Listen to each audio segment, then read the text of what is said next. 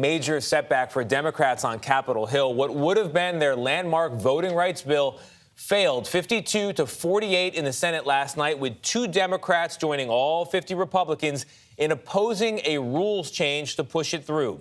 The vote came after hours of passionate speeches from both sides of the aisle. And in a statement, President Biden reacted saying, quote, he is profoundly disappointed that the United States Senate has failed to stand up for our democracy, close quote. Scott MacFarlane was inside the chamber, and he joins us now. Scott, this is a stinging defeat for Democrats. Good morning. Hey, Tony, good morning. Supporters said this voting rights law would have made it easier to vote and stop suppression at the ballot box. Critics said it was a power grab to rewrite the rule books. But in the end, it was Senate Democrats here at the Capitol who couldn't wrangle enough votes to make it law. On this vote, the yeas are 52, the nays are 48. President Biden's landmark voting legislation failed in the Senate late Wednesday night. This is a moral moment in America.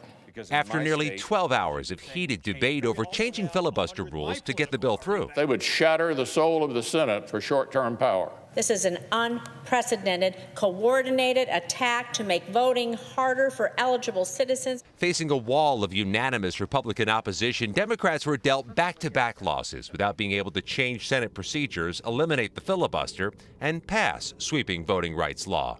One of the holdouts, West Virginia's Joe Manchin. Eliminating the filibuster would be the easy way out. It wasn't meant to be easy.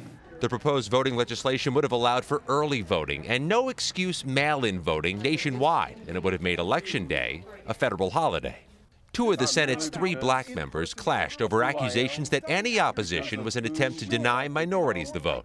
I felt frustration and irritation rising in my souls as I keep hearing the references to Jim Crow. I ask myself how many Americans understand what Jim Crow was. Don't lecture me about Jim Crow. I know this is not 1965. That's what makes me so outraged.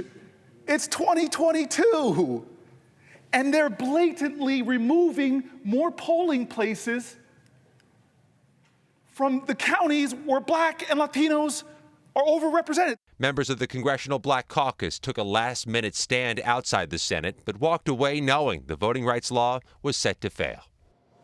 Joe Manchin, that pivotal senator from West Virginia, said yesterday he's open to changing the Electoral College Count Act, the law by which Congress counts the electoral votes after a presidential election. That was the process interrupted by the Capitol attack January 6th. But the outlook for that is cloudy. Democrats have been emphatic. They want much bigger change. Gayle? All right, cloudy, normally never a good thing. Thank you very much, Scott.